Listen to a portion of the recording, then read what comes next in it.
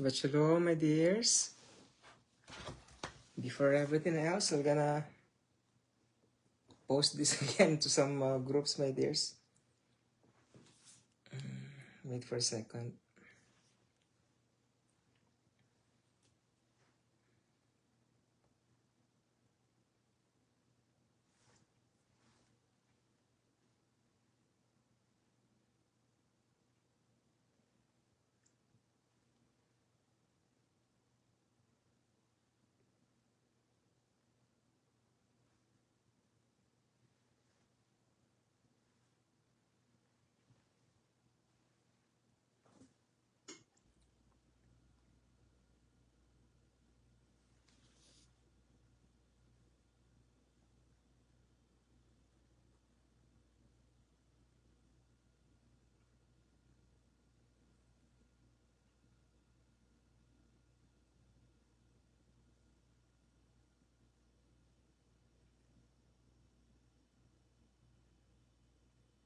I hope.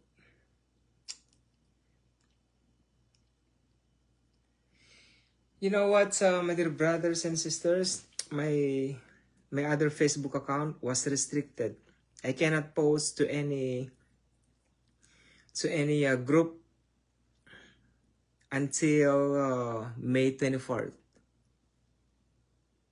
It was restricted.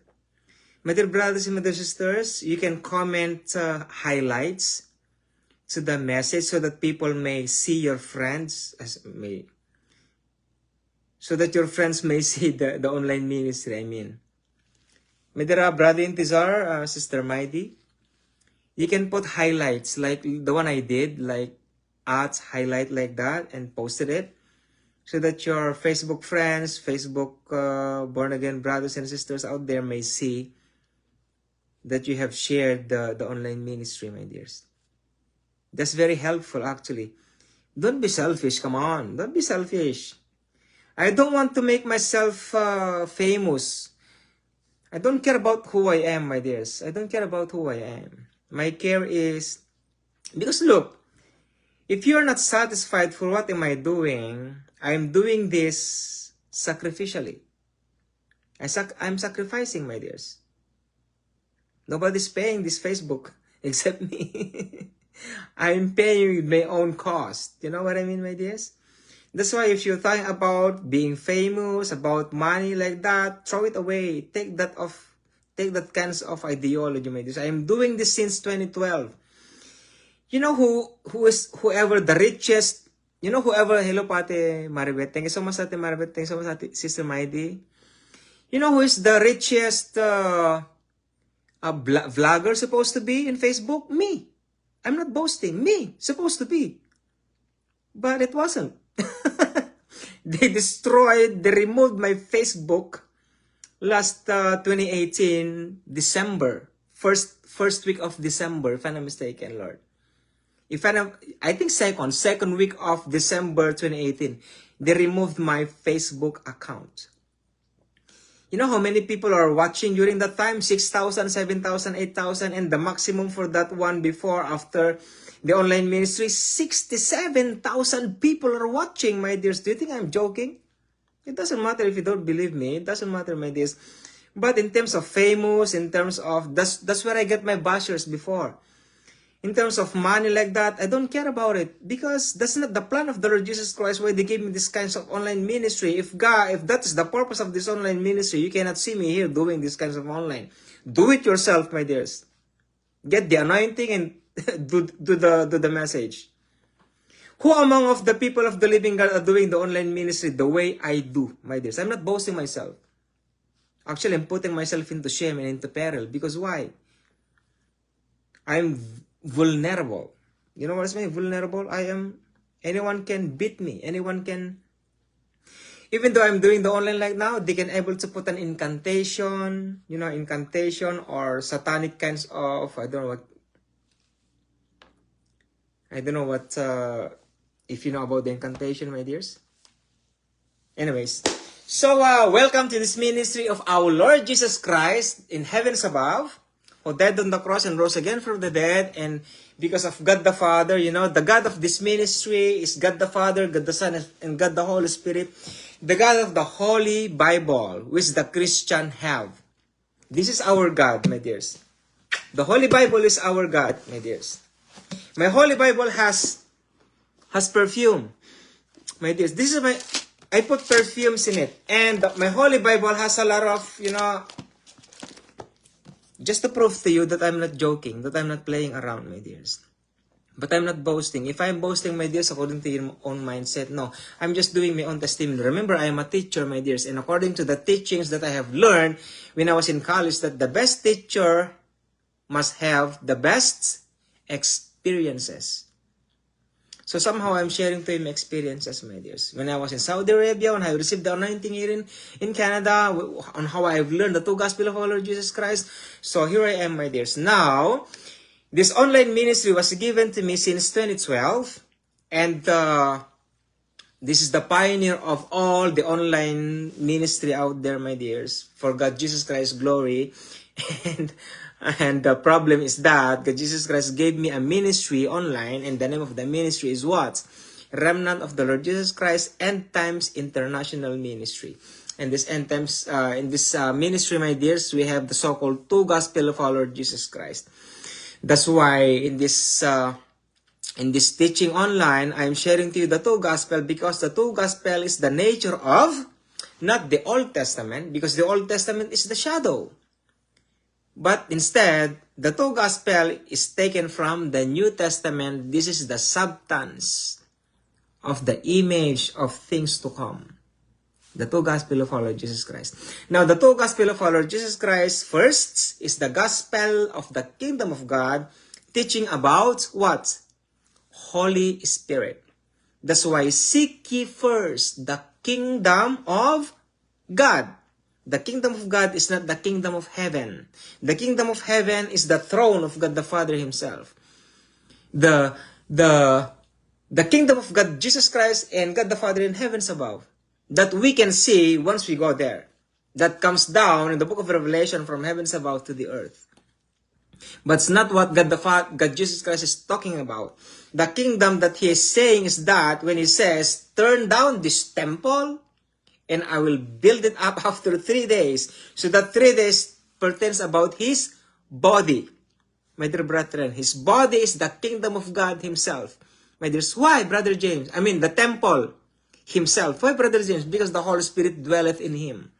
Likewise to us, the Holy Spirit dwelleth in us also. So the kingdom that he's talking about is our body, because our body is the temple of what? The Holy God Spirit, my dear brethren.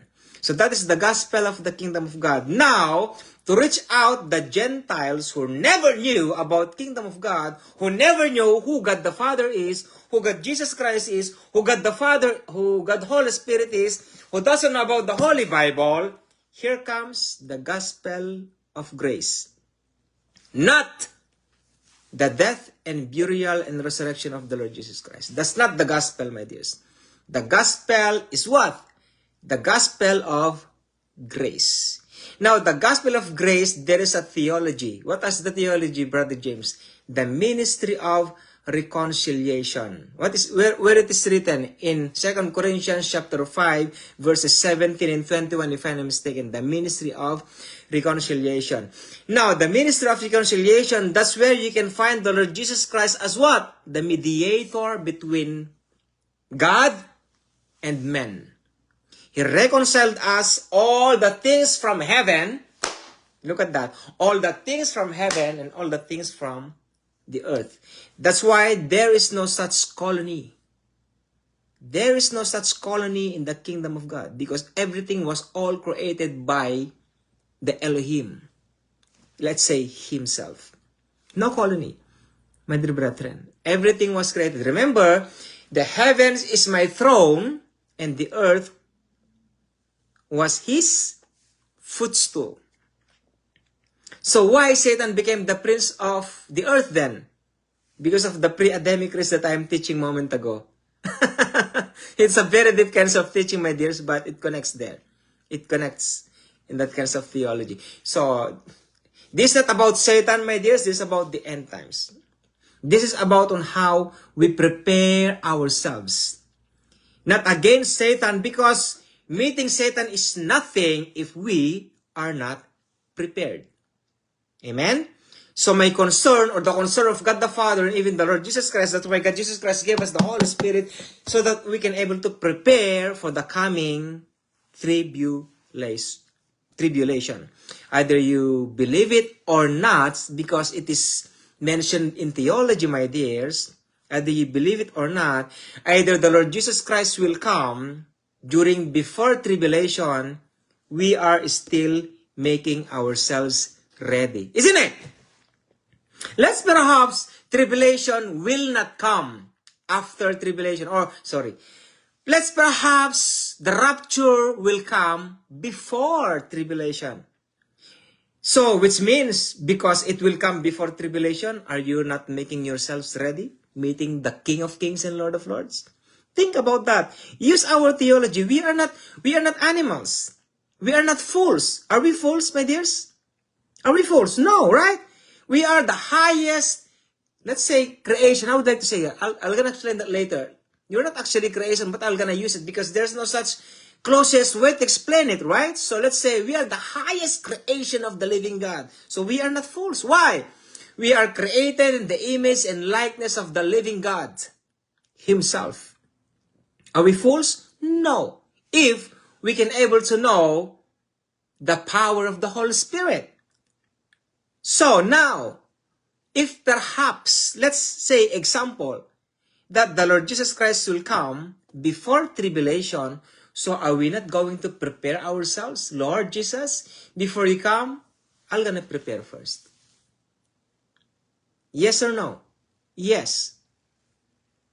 So, which means, if you believe what I am saying to you is truth, that before tribulation, let's say, the Lord Jesus Christ will come, we need to prepare ourselves. So now, the question is, HOW question mark. How? How you can able to prepare ourselves? Isn't it, my dears?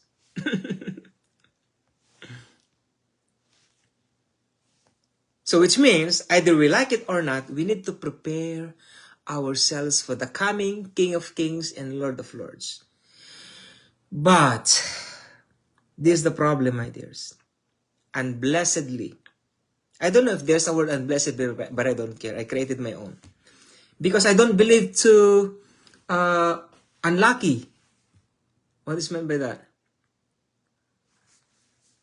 So unblessedly, we will going to face tribulation in these end times. We are born for it. Do you think God Jesus Christ never preparing us for what is coming? I don't think so. We are just stiff-necked. Stiff-necked in the heart. That's the truth. The Lord Jesus Christ or God the Father is getting mad to us. Why? Because we are lazy. Why? We don't listen to Him. We don't listen to Him because we are too busy to our physical realm rather than spiritual realm. My dear brethren, we live in two worlds, either we like it or not. Spiritual world and physical world. Now, what do you choose? That's the problem. If we live in a spiritual world, our communication and relationship to God Elohim has no problem because we live in the spiritual world. But if we live in the physical world, we should be righteous, perfect, matured. And because of maturity, somehow, of course, it reflects the holiness to us. Because we are Christ-like, not just in spiritual, but also physical. Amen? That's who we are. But we can only able to do that, maturity in the spiritual and maturity in physical, together if we live under the power of the Holy Spirit. The Holy Spirit is the only key for us to overcome, for us to grow in the faith in these end times. Do we love the Lord Jesus Christ as our Savior? Of course, everyone would say yes. How about, do you love the Lord Jesus Christ as your King? I don't think so. I don't know. Those are the questions. Because you cannot deny, what is this? You cannot lie to the Holy Spirit. You cannot lie to the Holy Spirit, my dears. Do you accept that Jesus Christ is your King right now? Do you accept Him as your King? Yes or no? I will bring heaven and earth to your decision right now. In the name of our Lord Jesus Christ, right now. Do you accept the Lord Jesus Christ as your King? Don't say anything. Just say it in your spirit, or utter it with your mouth. Say it. Yes. Yes, Lord. I accepted you as my King just this very moment. You know the benefits of being citizen of the kingdom? You know the benefits? A lot of benefits. God provides everything. I will never leave you nor forsake you. He will going to provide everything that we need. It is true. My dear brethren, that is truth. That's the difference between being saved and being citizen. Because being saved is you are still among the people who don't know where they are. They are saved, but they don't know where they are. I'm gonna question you, take off the gospel of the kingdom of God or take off the kingdom of God. Where are you? Where are you? Do not say to the Lord Jesus Christ, where is the Lord Jesus Christ? In heavens above. So you think you are in heavens above then? You are wrong, isn't it? So, let's put the death and burial and resurrection of the Lord Jesus Christ. Where are you then? After you believe the Lord Jesus Christ as your Lord personal Savior, where are you? See? I know you cannot answer that.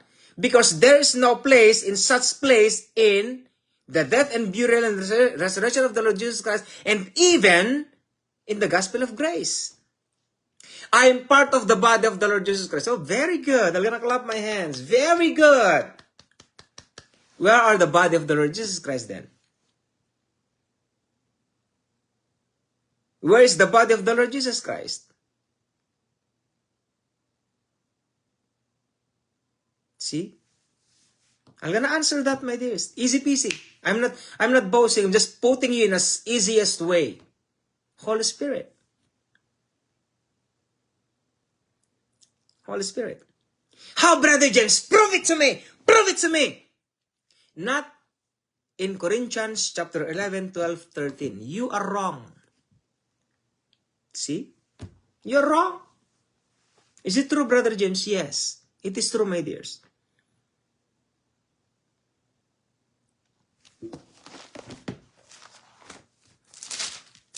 I won't tell you yet, but the answer is written in...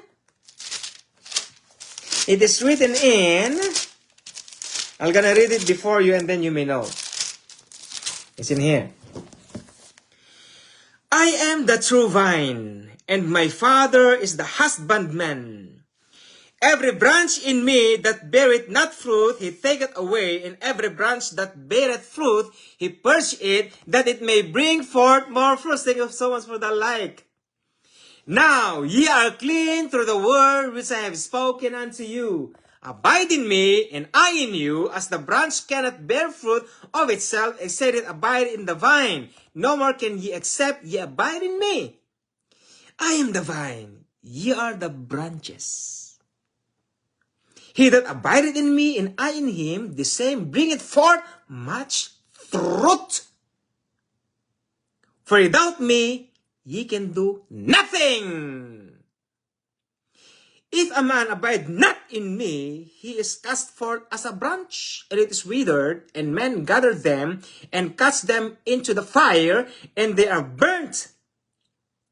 If ye abide in me, and my words abide in you, ye shall ask what ye will, and it shall be done unto you. He's gonna provide everything as your king. I told you that. I bet you that 100%. Herein is my Father glorified, that ye bear much fruit, so shall ye be my disciples. So in the kingdom of God, they are disciples. In the gospel of grace, nothing. Those evangelists are there, they are not came from the gospel of grace. That is wrong. Our pastors did not come under the gospel of grace, not by death and burial and resurrection of the Lord Jesus Christ. In verse 9, as the Father hath loved me, so have I loved you. Continue ye in my love. If ye keep my commandments, ye shall abide in my love. What are the commandments? In the kingdom of God, there are commandments. Loving God, loving people. And you can only do that by the power of the Holy Spirit. Nothing more. These things I have spoken unto you, that my joy might remain in you, and that your joy might be full. This is my commandment, that ye love one another. Do we love one another? Pastor! My dear pastor out there, do you love me as your brother in the Lord? Do you love me or you hate me? Because I am destroying the seminary out there. If I am wrong, you are right. If you are right, I am wrong. So the word of God is useless then, isn't it? This is my commandment, that ye love one another. And as I have loved you, greater love hath no man than this, that a man lay down his life for his friends. Ye are my friends, if ye do whatsoever I command you. Henceforth I call you not servants, for the servant knoweth not what his Lord doeth. But I have called you friends. For all things that I have heard of my Father, I have made known unto you. Did the Father made known everything already to you or not? If not, which means you don't know the Holy Spirit yet. You need to know the Holy Spirit, so that the Holy Father, God Father in heavens above, will reveal to us all things, all of his secrets. Ye have not chosen me, but I have chosen you, and ordained you that ye should go and bring forth fruit, and that your fruit should remain, that whatsoever ye shall ask of the Father in my name, he may give it, you. So if you have fruit, your fruit should remain. If not, whatever you ask to God the Father, it will not give to you. Kingdom of God teaching, not of being saved. Do you understand, my dear brethren? Especially our pastors out there. Actually, many of the pastors out there, they hated me because they are open up now. Like what the Lord Jesus Christ says, they cannot hide anymore. They cannot hide anymore. I have hidden the gospel of grace and the gospel of the kingdom of God for a long time. Around like 8 years. During that 8 years of teaching, I never showed them about the gospel of the kingdom of God, about the gospel of grace. I'm just, that's why I have a lot of bashers. That's why they called me, I am a cult, I am teaching. I don't know how they express that to me. But it's okay. In verse 17, these things I commanded you, that you love one another. In the kingdom of God is about love, but I'm not talking about that. The Holy Spirit, my dears. The body of the Lord Jesus Christ is not 1 Corinthians chapter 11, 12, 13. And let's say 14 if you have it. The body of the Lord Jesus Christ is written in John chapter 15. So where are you in the gospel of grace? Where are you? In the body of the Lord Jesus Christ, Brother James, very good. But what is the body of the Lord Jesus Christ? Kingdom of God. See? Kingdom of God. You cannot escape. You cannot lie. You cannot lie. The Word of God never changes. It is all written all along. It's all written here, all along. So which means, my dear brethren, listen very carefully, during the time you believe the Lord Jesus Christ as your Lord personal Savior, you're supposed to be in the kingdom of God already. But unblessedly, because of the theology of seminary, death and burial and resurrection of the Lord Jesus Christ, you're stuck in that kinds of, I would like to say, Lord, sorry for that word, jail. You are in prison. Take me out, Lord! Take me out in this prison! That is harsh, Brother James. It is true. It is really harsh. When did you grow in the faith concerning the death and burial and resurrection of the Lord Jesus Christ? Nothing.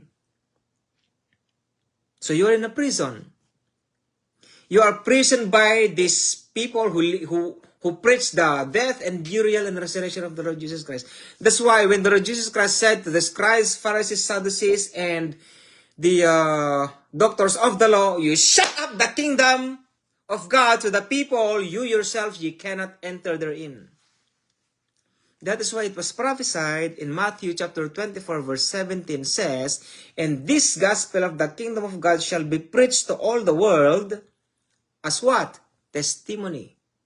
What is meant by testimony? As proof that we are wrong. That's what it meant. I'm gonna change it. And this gospel of the kingdom of God shall be preached to all the world as a witness to all nations. As what?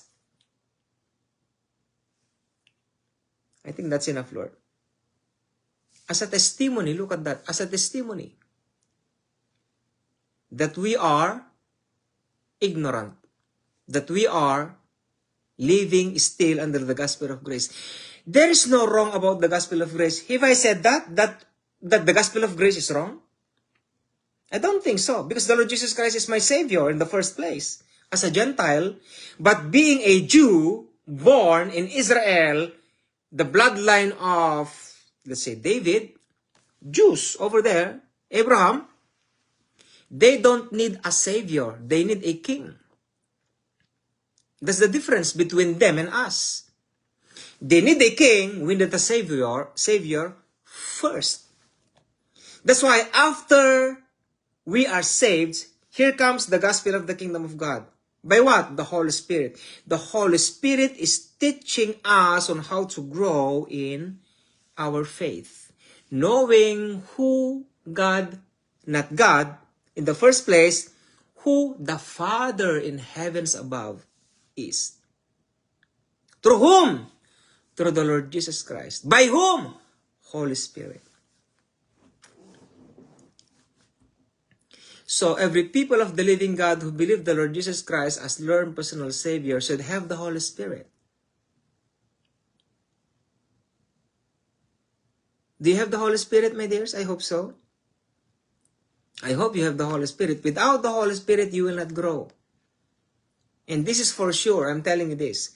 Without the baptism of the Holy Spirit, you will never, never, never, never, never grow in your faith.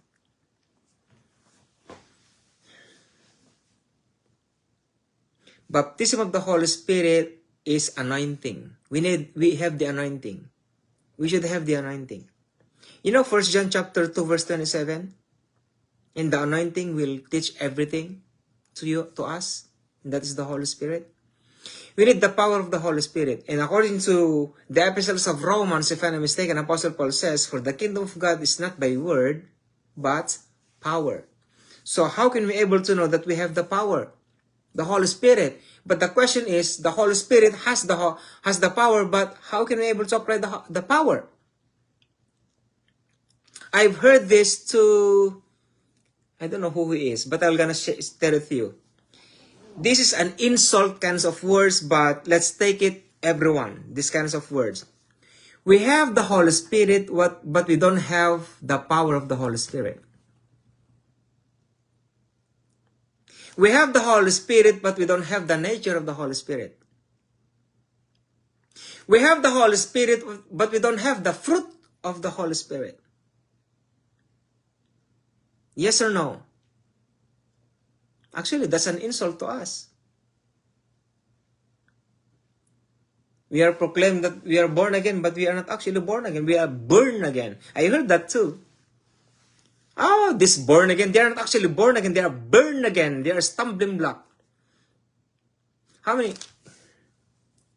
I will not talk about that because many brethren out there are going to get hurt, right? Now, in terms of relationship to the Lord Jesus Christ or to the Holy Spirit, the enemy of the Holy Spirit in our nature is what? Pride. The pride of Satan. Pride. We thought we are wise.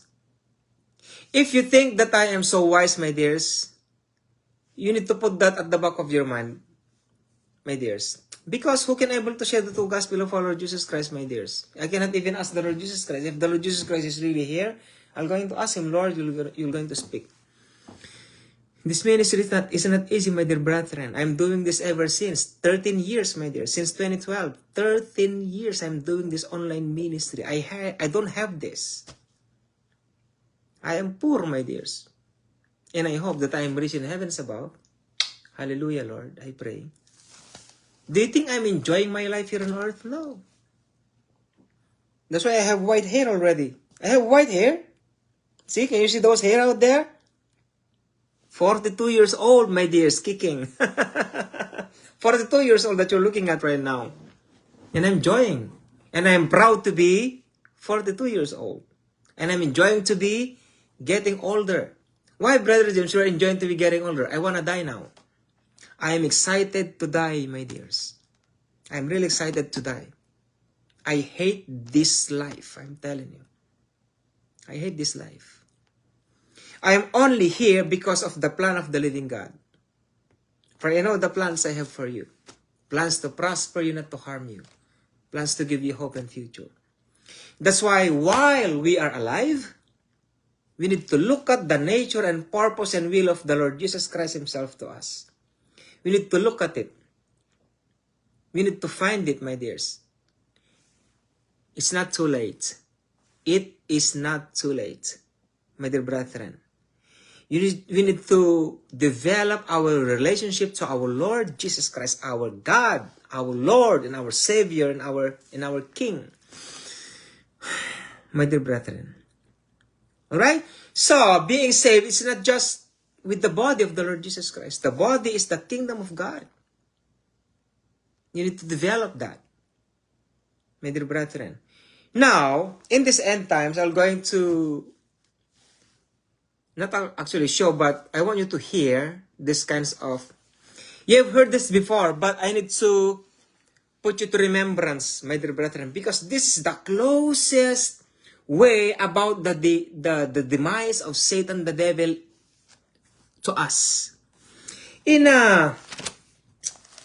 Revelation chapter 13, Lord, is that right? I guess so. Revelation chapter 13. Yeah, it is. Look. The beast from the earth. I'm gonna speak in a faster way. At least somehow we can able to understand because I'm just reading it. In Revelation chapter 13, verses 11 to 18. The beast from the earth. So the beast from the earth, which means it's here. The beast is in here, my dears.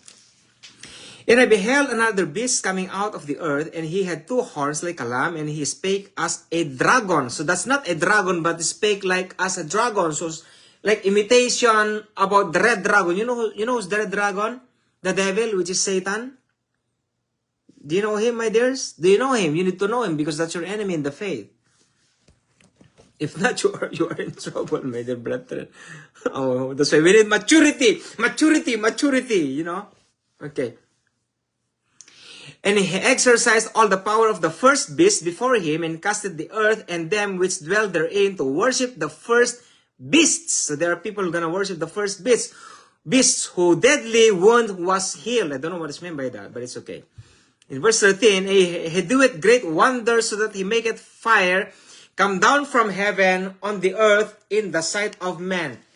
a very wonderful and powerful kinds of, can I say miracle or tricks? I don't know. Either tricks or either truth. Because remember, when Satan met the Lord Jesus Christ, when the Lord Jesus Christ fasted for 40 days and 40 nights, Satan have shown all the kingdoms of the earth. How he did that? Remember, how he did that? When Satan says, I will going to give all of this kingdom as long as you can able to worship me. Oh my goodness. Look, if you are the Lord Jesus Christ, you are a God. How come an angel, a fallen angel, talking to a God, I'm gonna give all of these kingdoms just to worship me. Oh my goodness. Just like this, Satan will gonna fall. Satan will gonna go to the lake of fire. Just like this. How dare you, devil?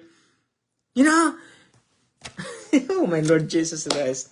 Thank God I wasn't there, How the Lord Jesus Christ feel when Satan said that to him.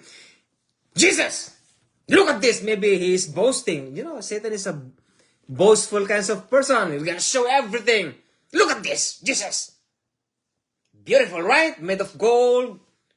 Good kingdom, right? They're very good kingdom. I'll give this to you, but I cannot give this to you unless you're gonna worship me. I'm gonna be your God. Something like that. That's why when I studied that one, I get mad to Satan actually, my dears. Why, Brother James? Look at me. You are powerful away from Satan the devil. Do you believe that? If we just know our authority, Satan is just nothing. Hello, Bro Benji. God bless you, bro. Walang kwenta si Satan kung talagang alam natin yung authority natin. Yun lang ang kulang eh. That is only the problem that we had. We don't know our authority. We don't know on how we position ourselves. First, before God. How do we position ourselves? Think about that. How we position ourselves to God the Father. Look at that. Maybe many of you cannot imagine that. Paano mo ipoposition ang sarili mo sa harapan ng Diyos Ama? Tignan mo ang sarili mo. Tignan mo ang sarili mo. Hindi mo alam, tama? You don't know it. Now, let's go down. How we position ourselves to the Lord Jesus Christ. Oh, that's too easy. He is my Savior. He died for me on the cross of Calvary. He's my Savior. Too easy. Easy peasy. Okay. Somehow you can able to say that, right? Now, let's go down again. How you position yourselves to the Holy Spirit. There's a question mark. To God the Father is a question mark. To the Lord Jesus Christ somehow is a little bit check. But to God the Holy Spirit is a question mark also. That is the problem. We have three God, but the Lord Jesus Christ, but not God the Father, not the Holy Spirit. Oh my Lord. My goodness. Oh my. How long you have been a Christian, my dear brethren? How long we have been Christian out there? We don't even have relationship to God the Father. Remember, the epistles of Apostle Paul says, fellowshipping to God the Father, fellowshipping to God the Son, and fellowshipping to the blessed God, Holy Spirit. We are boasting that we are saved by the Lord Jesus Christ, that Jesus Christ is our Savior. But my question to you, do you know really who the Lord Jesus Christ is in fullness? Or you know Him only or only you know Him, the Lord Jesus Christ, as the Savior? I believe that, 100%. I believe that, my dears. The only thing or the only nature of the Lord Jesus Christ that you know, not me, because I know who I am to the Lord Jesus Christ. I know who He is in my life, my dears. It's not easy to be knowing Him. Because knowing Him as Savior is not a judgmental God. If you know that Jesus Christ is your Savior, He is not your judge. He cannot punish you. He cannot touch you. But If you recognize him as he is your king, beware, watch out, be careful.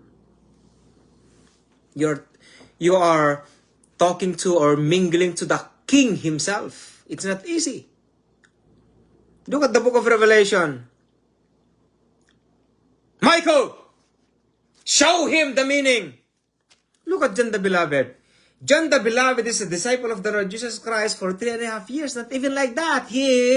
John is the let's say, young, they are playing around when they are young. Young ages, they are with them, mingling when the Lord Jesus Christ is young. The Lord Jesus Christ knows John during that time when they are kids. John, Matthew, Peter, Salome, James, some of them, some of the disciples of the Lord Jesus Christ is the first cousins of the Lord Jesus Christ himself. To Mary. To Bartolome. Not actually Bartolome, but to Mary. Bartolome married Mary. Mary married 3 persons. Bartolome, the other one, and the other one. But I cannot share that to you. Not now. My dear brethren. So look at the Lord Jesus Christ himself. Look at him, my dears. He is your king. If he is your king, how you position yourselves as saved, meeting a king. See? Do you understand, my dear brethren? That being saved is not just being saved. Not just death and burial and resurrection. How old are you now? How unblessed those who are already old and they never knew about the gospel of the kingdom of God. They never knew. Something like old school. I don't know about electronics. I cannot even use my iPad. I cannot even use cell phone. Because why? They are born in the old days and yet here comes the internet. They cannot use it. Because why? They don't know. But if they are trained somehow, or at least somehow, if they will going to train themselves using the electronics, they may learn. But let's take it in a spiritual aspect. How about these old brethren out there? Ages 60 years old, 50 years old, and then learning the gospel of the kingdom of God? I don't think so. They can easily adjust, It's not easy, my dears. Because the kingdom of God is a lifestyle, totally changed. It's totally changed. Our old self is totally changed. Like, change. Napalitan, nagbago ka agad. Hindi na yung dating ikaw.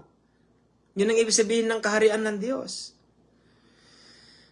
That's why being saved is not easy, my dear brethren.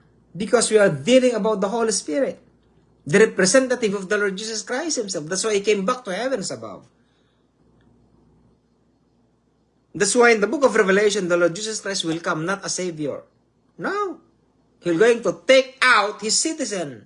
Because he's the King of Kings and Lord of Lords.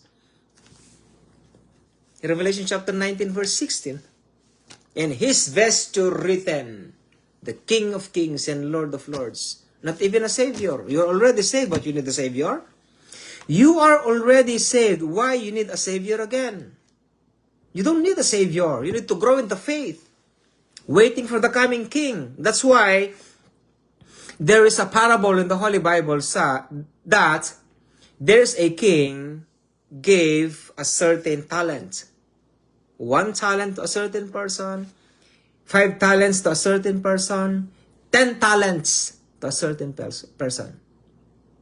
What are those talents? Talents. Not just like this, but talents. Everything that you have. Talents, skills, whatsoever. But I'm telling you, dears, look at me. Many are like the person who has 1 penny, who dig a hole in the ground and put the penny there, and then when the king came, he just took it off and then gave it to him. What the Lord Jesus Christ says? I have chosen you. You did not choose me, but I have chosen you to bear fruits, and what? And your fruit will remain.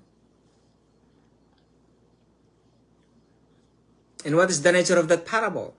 Because that guy dig a hole in a certain ground and he put the penny there. When he took it out, what the king says?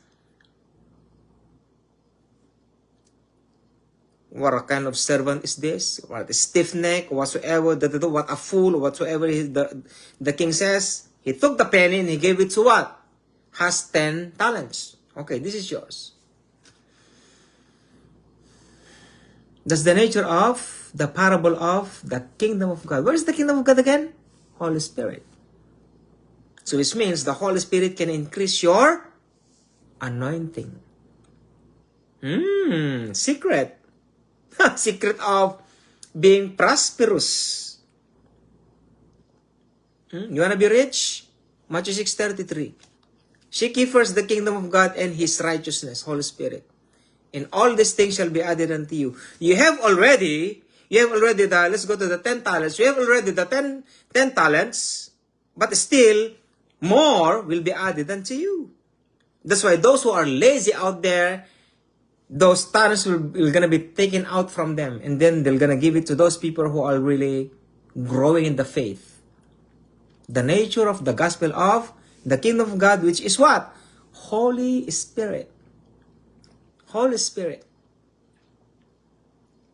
Holy Spirit. Holy Spirit of the living God. Do you understand that, my dears?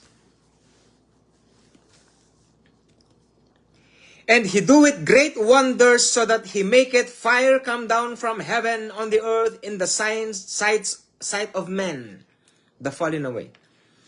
And deceiveth them that dwell on the earth by the means of those miracles which He had power to do in the sight of the beasts, saying to them that dwell on the earth that they should make an image to the beasts which had the wound by a sword, and did live. Excuse me. So they're gonna make an image. This image is none other than artificial intelligence. I told you, when I have started teaching this one, this artificial intelligence is not just an image, my dears. It's an image, it is true, but can walk, can talk, can hear. He is the wisest image ever. Let's continue. And He had power, look at that, He had power to give life unto the image of the beasts. I'm going to continue this one because I don't want you to misunderstand this one or misinterpreted it. And He doeth great wonders, so that He maketh fire come down from heaven on the earth in the sight of man, and deceiveth them that dwell on the earth by the means of those miracles which He had power to do in the sight of the beasts, saying to them that dwell on the earth that they should make an image to the beasts which had the wound by a sword and did live, and had the power to give life unto the image of the beast, that the image of the beast should both speak and cause that as many as would not worship the image of the beasts should be killed. That's why in this end times there is remnant. Anything happened during the time of Shadrach, Meshach, and Abednego will happen again in these end times. Tell to yourself, Lord Jesus, I am not one of them. I pray, Lord. Amen. Shadrach, Meshach, and Abednego, they never bow down to the image of Nebuchadnezzar statue. That's remnant, my dears. The same thing, look. And cause that as many as would not worship the image of the beast should be killed.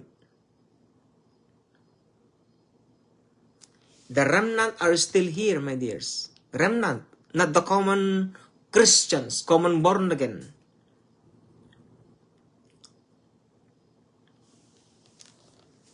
It is true, my dears. Am I joking? Revelation chapter 19, the remnant is still there. So which means from Revelation chapter 1 to 19, remnant are still there. Remnant. The book of Revelation is for the remnant church, not for the common people. It hurts, but it's true.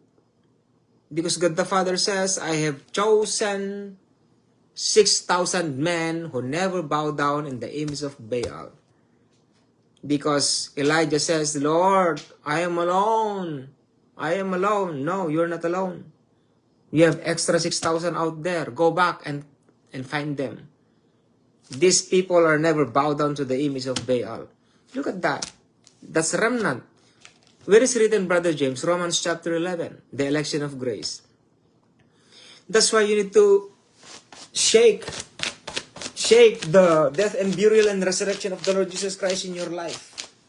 Live under the power of the Holy Spirit now.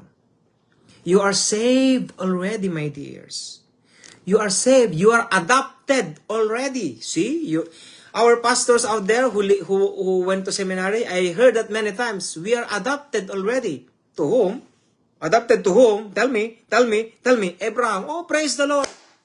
Finally. Common ground. We met, my dears. Common ground. We met. Finally. Adopted of Abraham by faith.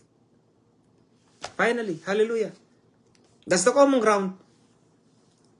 Not just being saved, but adopted by Abraham. Oh, Lord Jesus. Well, you gave me this ministry, Lord. It's tough, but I like it. Anyways. Okay, let's continue, my dears. In verse 17. Okay, verse 16. So, in verse 15, and caused as many as would not worship the image of the beast should be killed. That's why falling away. You're going to hear this once again, my dears. AI, artificial intelligence, AI. Let's find out. In verse 16. And he caused all both small and great, rich and poor, free and bond, to receive a mark in their right hand or in their forehead. Okay. Pray to the Holy Spirit and listen very carefully. Are you ready, my dears? Are you ready? And he caused all both small and great, rich and poor, free and bond, to receive a mark in their right hand or in their foreheads. What is this kind of mark? Let's see. My name is Erica Marlowe. I never thought I would be sharing this story. But after what Jesus showed me during my death experience... So, it's only 22 minutes, my dears. So, brace yourself, alright? Just listen very carefully. 22 minutes and 25 seconds. Here you go. My name is Erica Marlowe. I never thought I would be sharing this story. But after what Jesus showed me during my death experience, I realize I have no choice. What I saw was too important to keep to myself, especially given the times we're living in. It happened on October 12th, 2023. I was driving home from my nursing shift at St. Mary's Hospital. It had been a long day, and I was looking forward to getting home to my husband and our 2 children. The last thing I remember was seeing headlights coming toward me on that rain-slicked road. Then everything changed. The doctors later told my family that I was clinically dead for 7 minutes and 23 seconds. But where I went during those minutes, it felt like an eternity. And what Jesus showed me about the coming deception, about how people will accept the mark without even realizing it, it still shakes me to my core. The moment after the crash, I felt myself floating above my body. I could see the paramedics working desperately to revive me, but I felt no pain. No fear, just a profound sense of peace. I watched as they loaded my broken body into the ambulance, their movements urgent but practiced. One of them, a young man with kind eyes, was praying under his breath as he worked. I wanted to tell him it was okay, that I wasn't feeling any pain anymore, but of course, I couldn't. That's when everything around me began to fill with light. It wasn't like sunlight or artificial light. It was pure, living light that seemed to come from everywhere and nowhere at once. The scene with the paramedics faded away, and I felt myself being drawn upward, surrounded by this incredible radiance. That's when I heard his voice. "Erica," he said, and my soul trembled with recognition. It was Jesus, and though I couldn't see his face clearly at first because of the intense light, I knew it was him with every fiber of my being. His presence was filled with such love, such authority, that tears streamed down my spiritual face. As my eyes adjusted to the light, I could see him more clearly. His appearance was both familiar and indescribable. His eyes held such depth of love and wisdom that I felt completely known, completely understood. Every sin, every doubt, every fear I'd ever had was laid bare before him. Yet his love remained unchanging. "My child," he said, "I have brought you here for a purpose. What I am about to show you must be shared with my people. Many are asleep, and the deception coming is greater than they imagine." I found myself able to speak, though not with physical words. "Lord," I said, "I'm just a nurse. Who will listen to me?" His smile was gentle but firm. "I have always used the humble to confound the wise. Do not worry about who will listen. Your task is to share what I show you. Amen. I will take care of the rest." Amen. With these words, Jesus took my hand, and suddenly we were standing in what appeared to be a normal city street. But somehow I knew we were seeing events from the near future.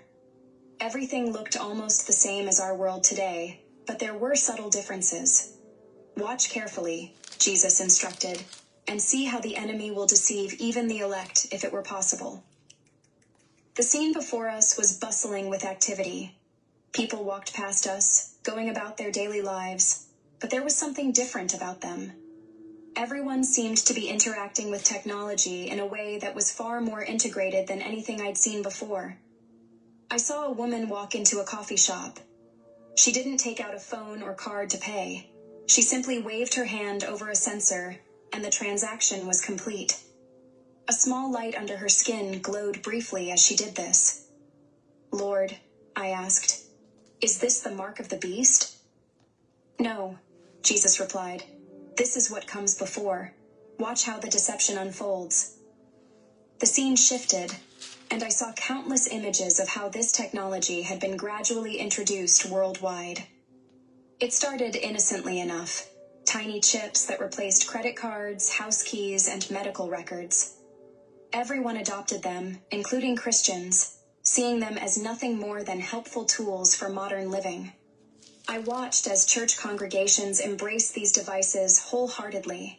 They used them to access their digital Bibles, give tithes, and check in to church events.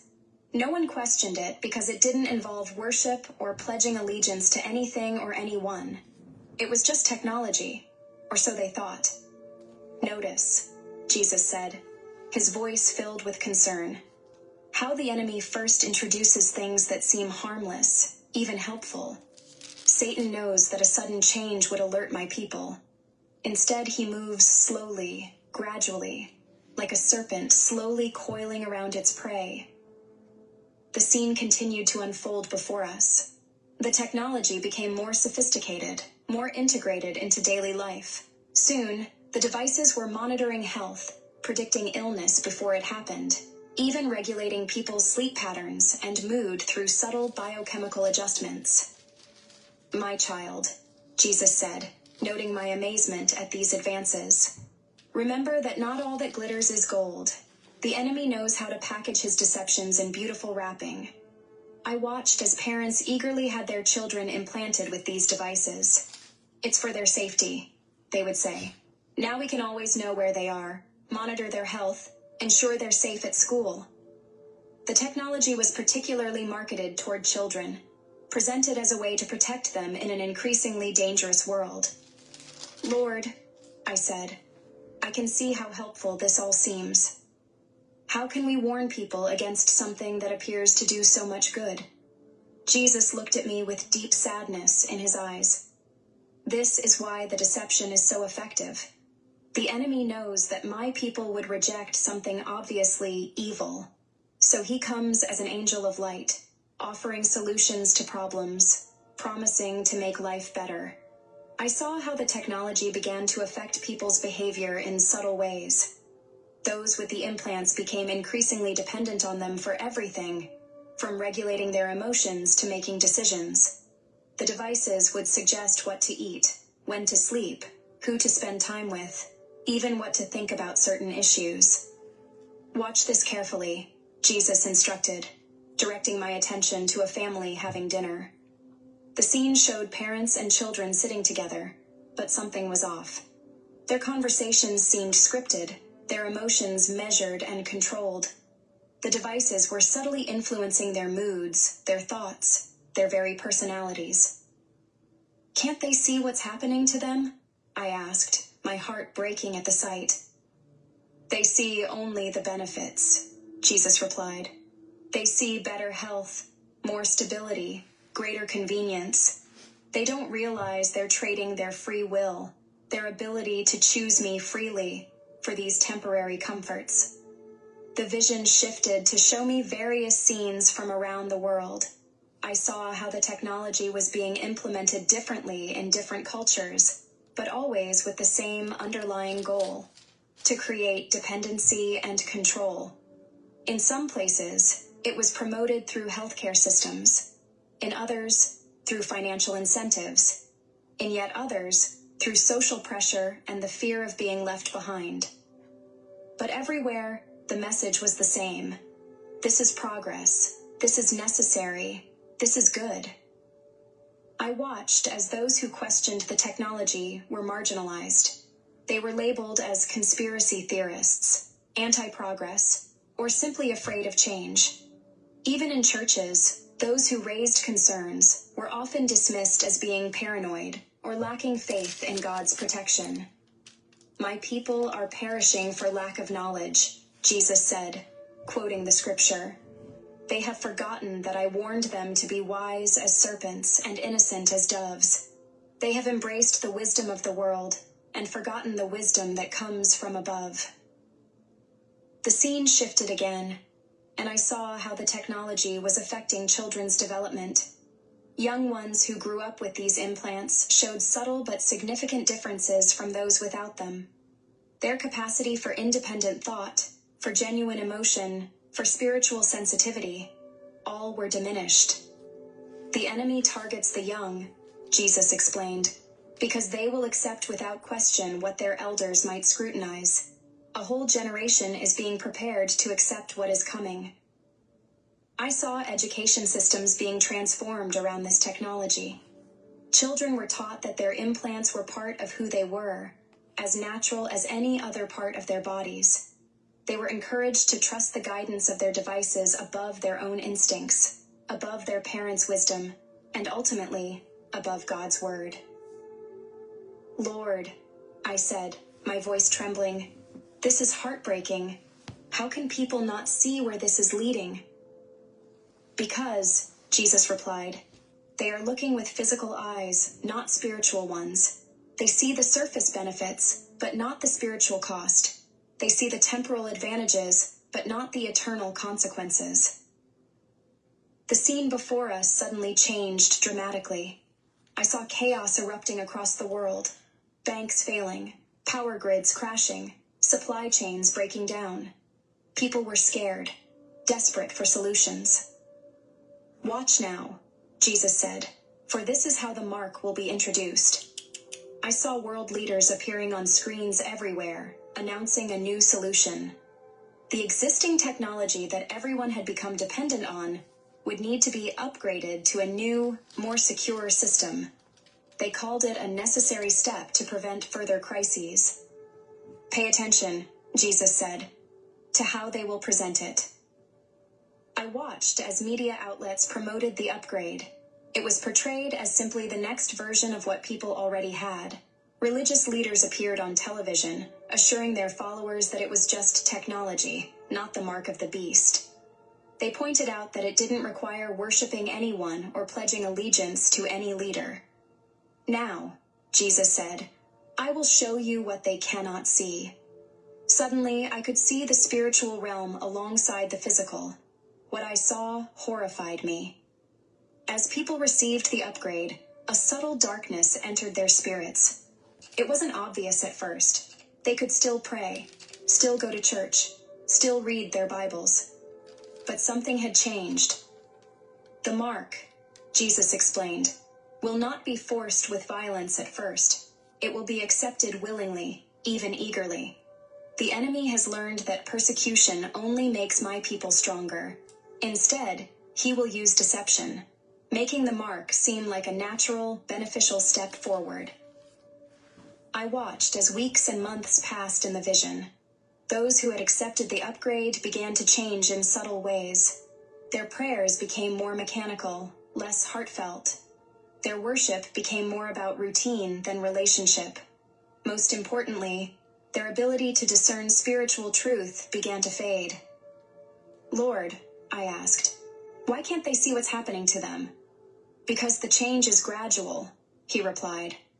"Like a frog in slowly heating water, they don't realize they're being cut off from my spirit until it's too late." The vision showed me how the upgrade affected different aspects of society. In healthcare, it promised perfect health monitoring and automatic treatment. In finance, it offered complete security and universal access to resources.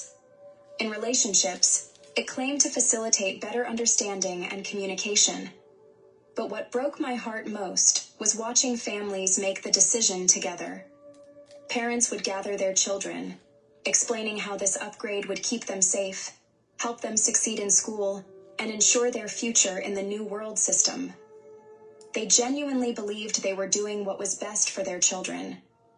"Watch closely," Jesus instructed. "See how they will use fear to push those who are hesitant." I saw news reports about children being denied education, about people losing their jobs, about families being unable to buy food or medicine. The pressure to accept the upgrade became intense. Churches split over the issue, with many leaders advocating for acceptance to maintain their witness in society. "My child," Jesus said, his voice filled with sorrow, "do you see how the enemy uses good intentions to lead people astray? They think they are making wise choices, being responsible citizens and parents, but they are actually choosing to separate themselves from me." The vision shifted to show me the technology itself. It wasn't just a physical implant anymore. It had somehow become integrated with human consciousness. People's thoughts, emotions, and even their capacity for spiritual connection were being altered. "This is the true danger," Jesus explained. "The mark doesn't just change what people can buy or sell. It changes who they are. It corrupts the image of God in which they were created." I saw how the upgrade affected different generations differently.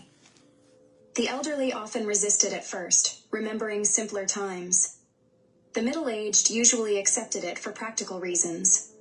But the young, they embraced it enthusiastically, seeing it as the next step in human evolution.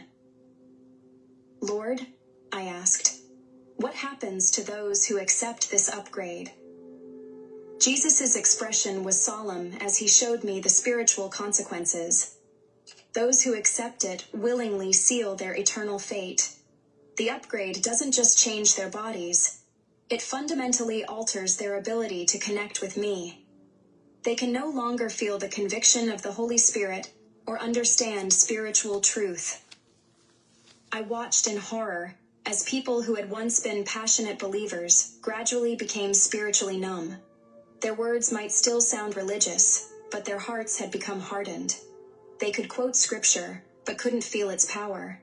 They talked about God, but couldn't hear his voice. "But Lord," I asked, "what about those who resist?" The scene shifted, and I saw another group, those who had refused the upgrade. They faced increasing difficulties. They couldn't buy food from regular stores or send their children to public schools. Many lost their jobs. But spiritually, they were shining like beacons in the growing darkness.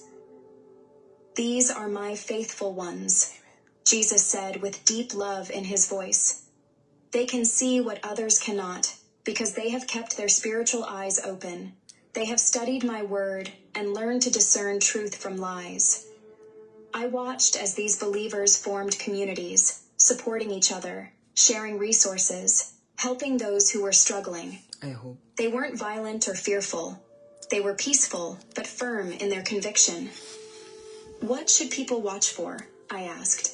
"How can they recognize this when it begins?" First, watch for technology that promises to make you better than how I created you. The enemy will offer improvements to the human mind and body, but these will come with a cost to the soul. Second, notice when convenience becomes compulsory. What begins as optional will slowly become necessary for daily life. Third, pay attention to how the technology affects children. The enemy targets the young, knowing they will accept more easily what their parents might question. Fourth, observe how it changes people's relationship with me. Anything that dulls spiritual sensitivity, that makes prayer feel more distant, that reduces the conviction of sin. These are warnings. Then Jesus showed me something beautiful. In the midst of all this darkness, I saw light breaking through. Those who had refused the mark were being protected and provided for in supernatural ways. They had a peace that made no sense in their circumstances.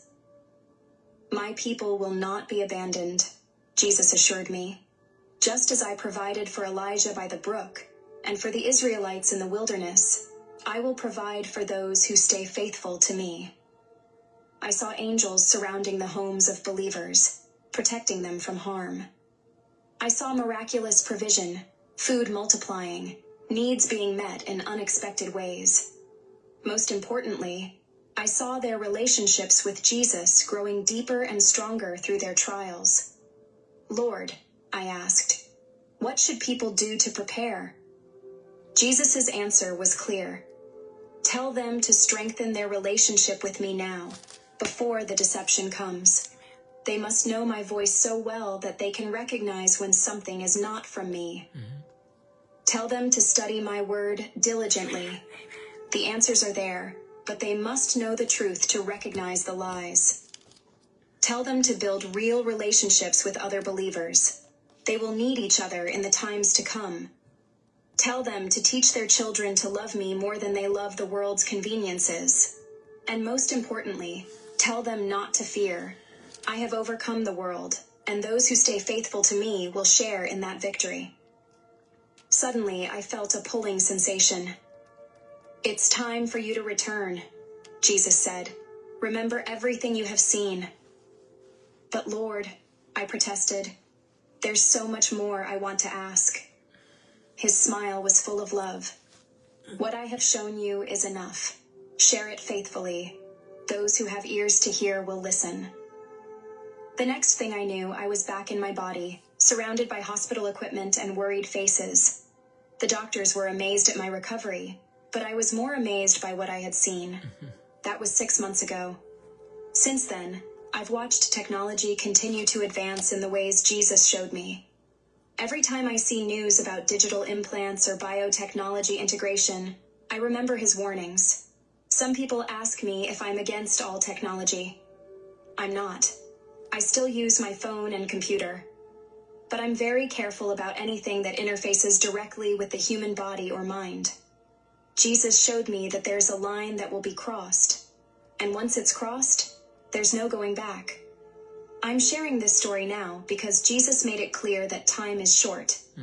The technology that will eventually lead to the mark is already being developed. The crisis that will precipitate its implementation is approaching. If you're reading this, please take it seriously. Study your Bible. Pray for discernment.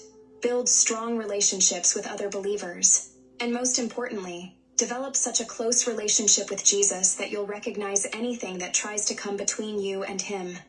Remember, the mark won't come as an obvious evil. It will come as a solution to problems, a path to a better life. But no convenience is worth losing your connection to God. Jesus told me that many wouldn't believe this warning, and that's okay. My job isn't to convince everyone. It's simply to share what I was shown. Those who are seeking truth will recognize it. If you're reading this and feeling scared, don't be. Jesus showed me that his protection and provision for his faithful ones will be more than enough. Focus on developing your relationship with him now, while there's still time. And remember his words. I have overcome the world. The deception may be great, but our God is greater. Stay close to him, and you won't be deceived. This is my testimony. May God give you eyes to see and ears to hear what the Spirit is saying to the churches in these last days. He mentioned the word last days. Do you believe in that, my dears? If you don't believe that we are not in the end times, and AI is not the image of the beasts that I mentioned in Revelation chapter 13, so what kinds of image of the beast that will come in the next farther future do you think? My dear brethren, when I heard that kinds of message, my dears, I never doubt. Just like a tiny weeny kinds of doubt, I never doubted. I believe that is the closest explanation of what is going on right now. And remember, he said, according to what she said, the mark of the beast is now going to develop. They are making it.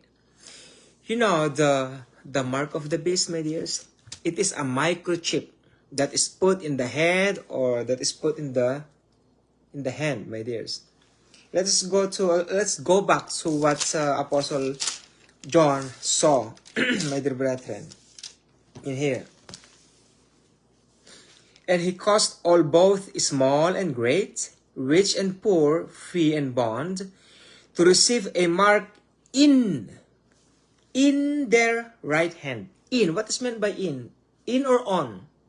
In, so which means we cannot see it. It is not the so-called 666, not like that. It is inside. Inside the right hand, either right hand or right hand. We don't even know it. Either here. I'm just kidding, Peter. I hope not, right? To receive a mark in their right hand or in their foreheads. This is for sure. It talks about the foreheads. Not in here, not in here, not in here, not in there, not in our face. Forehead. Somewhere here. In. That we cannot see. Now, this one is a microchip, my dears. She said that the microchip is not the mark of the beast. It is true. It is not the mark of the beast, that microchip. What I'm talking about is that microchip will be upgraded. And that upgrades is already been under process. I'll give you an example. I'm gonna use the name of Trump, Donald Trump, my dears. Actually, it's not the time of Donald Trump. It's already been made, my dears. We saw that in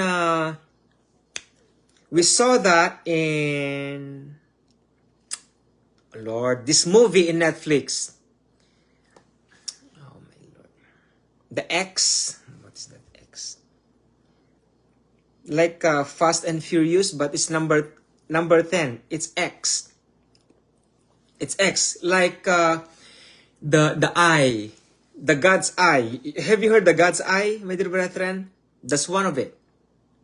One of the image of the beast, the God's eye. The God's eye is the nature of the so-called electronics itself. That God's eye can see everything. Everything. Why iPhone has 3 lenses? 1, 2, 3. Why the Samsung has 4 lenses or 3 also? 1, 2, 3. Those gadgets or devices are good for hearing, my dears. Okay, I'll gonna go deeper. In that kinds of movie, it was shown a very huge kinds of a room that is full of electronics, and that electronics is was made to take all the informations of all the people around the world. These devices can read your mind, your emotions, the beating of your heart, what you think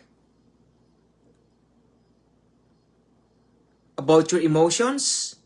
It reads everything. And it goes to that so-called kinds of device, my dear brethren. Now, because of that, they're going to create a nanotechnology kinds of microchip, and that upgraded kinds of thing will going to put that in that kinds of device, in that microchip. That's what she said, the upgrade. Now, that kinds of nanotechnology, there's a nanotechnology, there's a microchip, which is not the mark, that's not the mark of the beast. But that's the house of the so-called upgrade that they're going to put. They're going to upgrade that one. Now, this is the mark of the beast. It's composed of the emotions of a person, of a lot of people. It controls your emotions. It controls the way you talk. It controls everything. It's about control. This is the one that the so-called 666. This is the mark of the beast, not the microchip. Now, this mark, we're going to put that in that microchip, nanotechnology.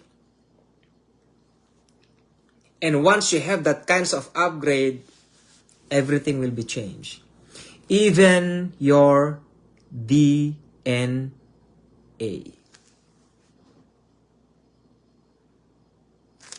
Easy peasy. Too easy for the devil. Satan knows Matthew chapter 24. He knows it. He memorized that. Even though he is sleeping, he can memorize that. He can recite that. How many verses do you know anyways of being a Christian? Let's talk about that. Because she said that we need to prepare our relationship to the Lord Jesus Christ. We need to study the Holy Bible. We need to develop our intimacy with the Lord Jesus Christ. But how? Excuse me. How many verses do we know already? Excuse me. Are those verses that we knew is enough, my dears, to overcome for the coming tribulation? It doesn't mean you have the Holy Spirit, you can overcome the world. It is impossible. It is impossible. I'm gonna say that again. It doesn't mean you have the Holy Spirit, you can overcome the world. It is impossible. It wasn't written in the Holy Bible. It wasn't written. What's the purpose of God the Father or the Lord Jesus Christ, why He gave us the Holy Spirit?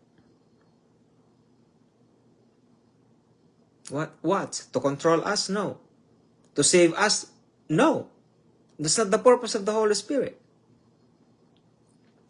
The Holy Spirit was given to us in this kinds of subject is to grow in the faith.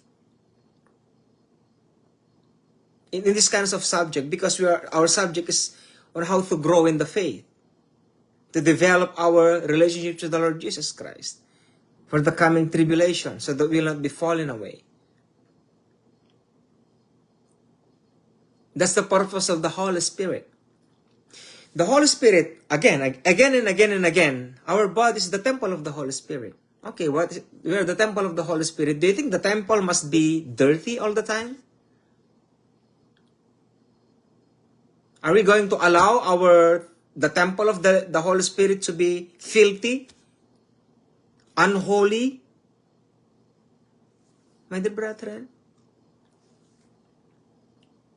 We need to develop our relationship to the Lord Jesus Christ by the Holy Spirit. But we can only able to do that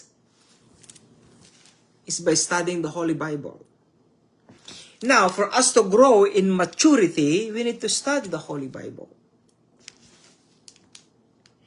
The Holy Bible, Holy Spirit. Holy Spirit, the Holy Bible. The Holy Bible, the Lord Jesus Christ. The Holy Bible, God the Father. The Holy Bible, the Holy Bible, the Holy Bible. Why, Brother James? God the Father is holy. The Lord Jesus Christ is holy. God the Holy Spirit is holy. The Word of God is holy. Us, unholy. Unholy. We cannot include ourselves to God the Father, God the Son, God the Holy Spirit, and even the Word of God, because we are unholy. Now, how can we be holy? Develop our relationship to the Holy Spirit. The Holy Spirit will teach us about the revelation of the Holy Bible so that we will be holy. And that is the problem. How can we do that, Brother James? It is your choice. It is everyone's choice. Not because of our pastors out there, not because of me, because of you. The answer is only, look at your hands, my dears. Look at your hands. Look at your hands. The answer is in the palm of your hands. The answer is in here. How, Brother James? It's too easy. Read it. Study it. Or if you are lazy, put an audio Bible to your ears. You want to hear it again, my dears? It's in there. Audio Bible. I have that audio Bible. A lot of ways for us to grow in the faith. That's why we cannot blame God during the time of persecutions, and yet we are left behind and then we are blaming God. It is impossible. Amos chapter 8. Remember Amos chapter 8? They will run to and fro looking for the word of God, but they cannot find it. They cannot find it.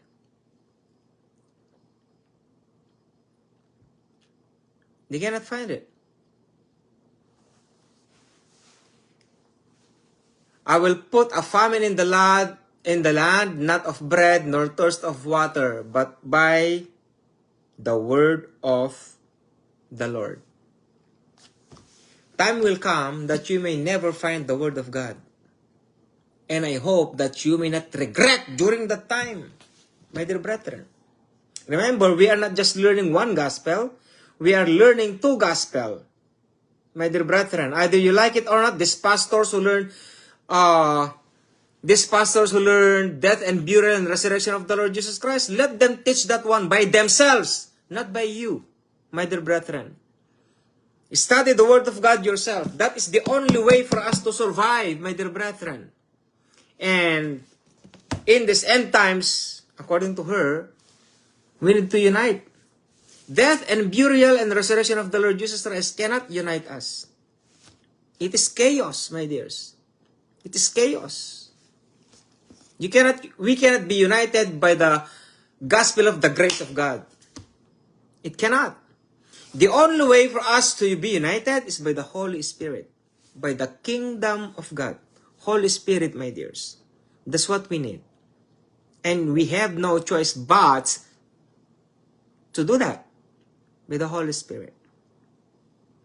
It is an insult to our pastors who went to seminary. It is true, but that's the facts. That's the truth, my dear brethren.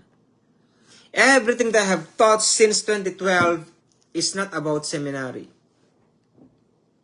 Of what they have learned about death and burial and resurrection of the Lord Jesus Christ. That's not what is written in the Holy Bible.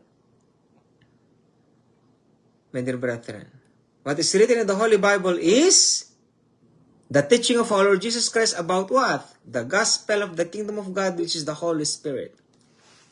The gospel of grace is only a way for us to be saved. To be saved.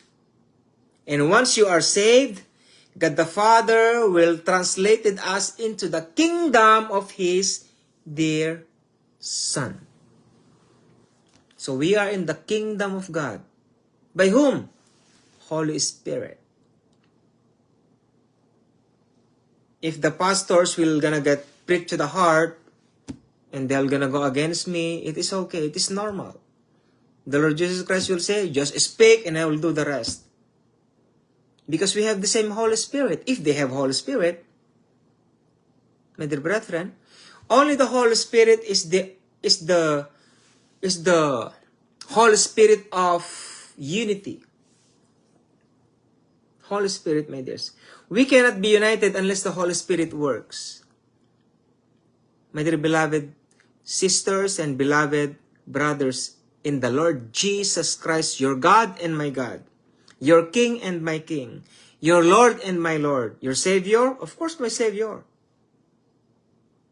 Wala ka naman Diyos nyo, hindi ko Diyos. Wala ka naman hari nyo, hindi ko hari. Imposible naman yun, my dear brethren.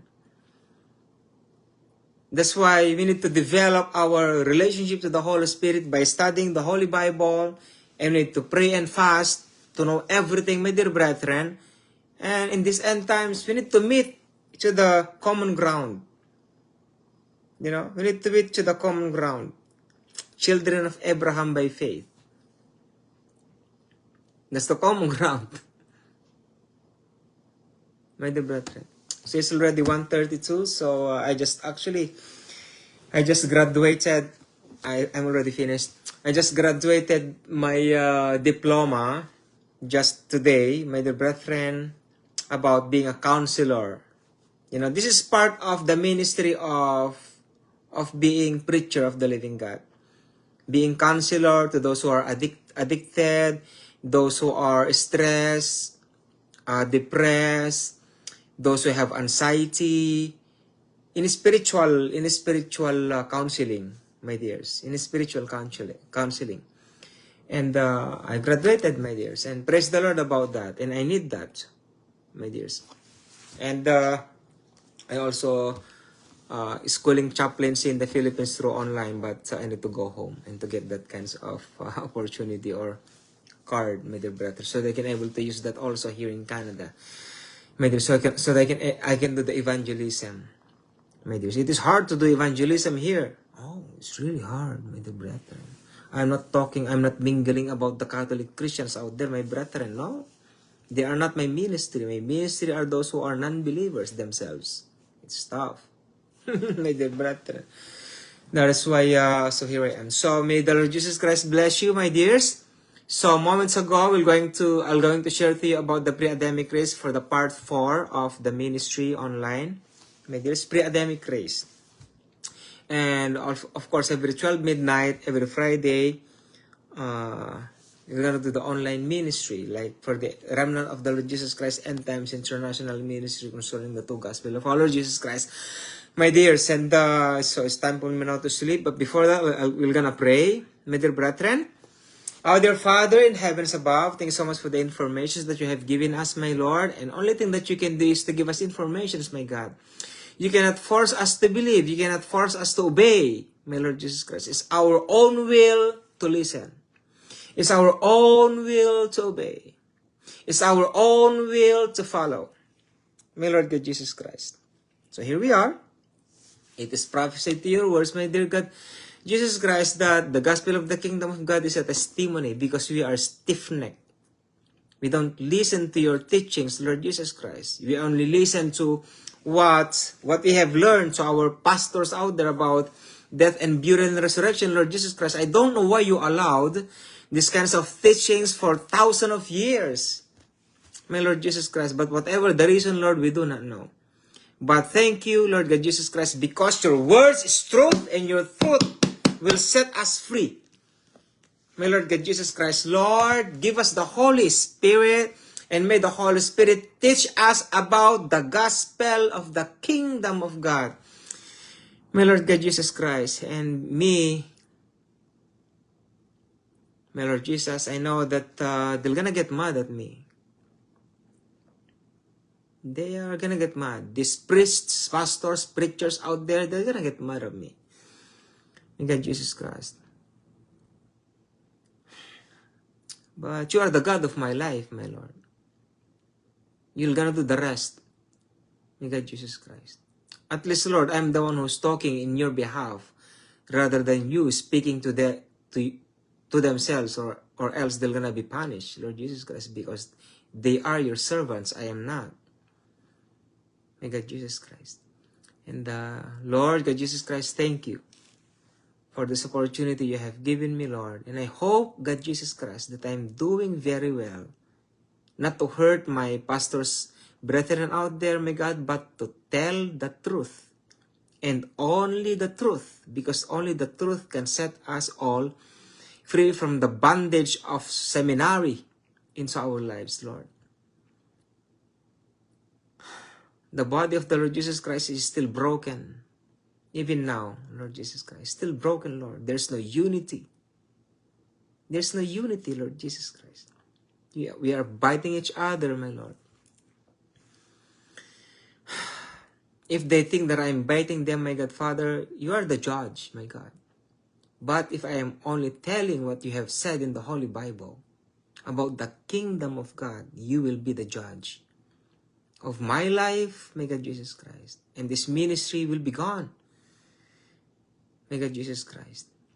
But show them, Lord Jesus Christ, to the people that you have called in the end times, Lord, to grow in their anointings, Lord Jesus Christ, and especially to their relationship with you.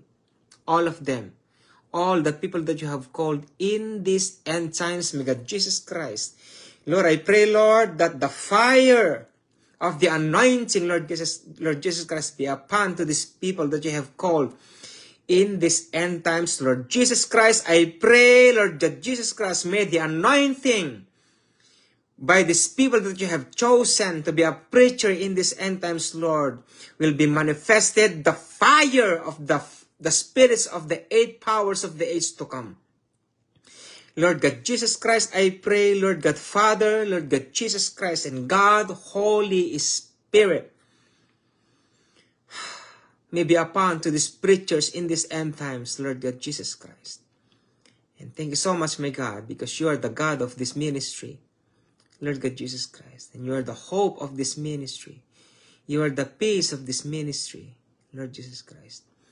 Lord, keep us safe, my God, in these end times. And always, Lord, I pray and we pray, put a hedge of protection to all of us, my God, Jesus Christ, because you are the only hope of ours. You are the only hope. Apart from you, we are nothing. That's why we are always praying, my God, Jesus Christ, that us are always be under the power of your righteous right hand, under the wings, like an hen covered his cheeks or her cheeks, Lord God Father.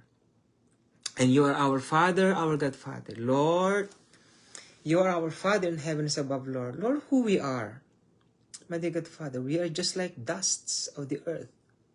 We are nothing, Lord God Father in heavens above. Who we are in your sight, Lord. Who am I? Who we are, Lord.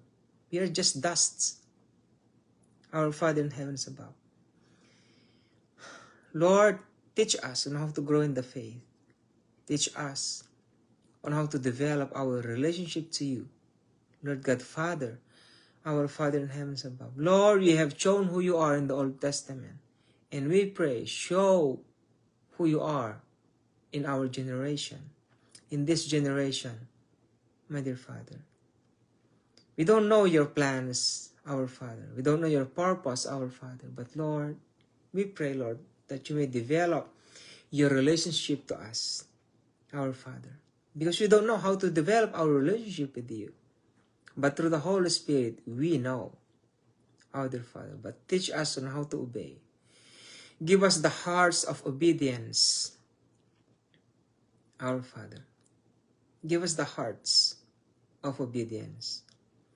And thank you so much, our Father, Lord. Thank you so much for the warrior legion of holy angels you gave us. All our brethren who are watching right now and praying with me right now, God Father. And only them who has the warrior angels, my dear God Father. Only them, my God. In Jesus Christ's mighty name I pray. Amen and amen. My dear brother in Tizar, hello po Ate Leng. Sister Leng, God bless po Ate Leng. And Sister Maricel, God bless you po. Sister Nileth, God bless you po. Sister Jonalyn, God bless you po. Ate Maribeth, God bless po ate. Regards po kay Pastor Delphine. Sister Mighty, God bless you sister. And who else? Brother Intizar, Intizar, God bless you my dear brother. Next time, my dear brother, you can put highlights. Put highlights to your comments so that your friends may see the online ministry. They are looking for the two gospel ministry, my dear. They are looking for that.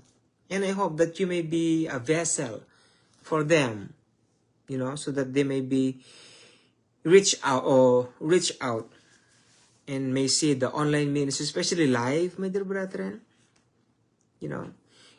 Even though I'm doing the live, you can able to put a question. Put a question, my dears, while I'm doing the live. It's not bad to ask questions, and that's a good thing. I will going to entertain that, my dear brethren. I'm not a preacher who is well known, I'm not. I'm just simple, tiny, weeny kinds of James came from there, I'm not knowledgeable of English or anything, my English is just developed little by little, I'm a poor person back in the Philippines. I live in a mountainous area, rural area back there in Tarlac. I'm not the one who is so sussy and speaking so like kinds of language. I'm not that one. I am a normal person, my dears. I am a normal person. I'm just doing this kinds of online ministry so that somehow, because somehow there are people out there that they are looking for professional kinds of preacher who went to seminary and graduated to doctoral kinds of. I'm not, sorry. I'm not that kinds of person, At least you can understand my English anyways, dears, like that. So God bless you all, my dear brothers and my dear sisters. God Jesus Christ bless us all, and Shabbat Shalom. Amen and amen and amen.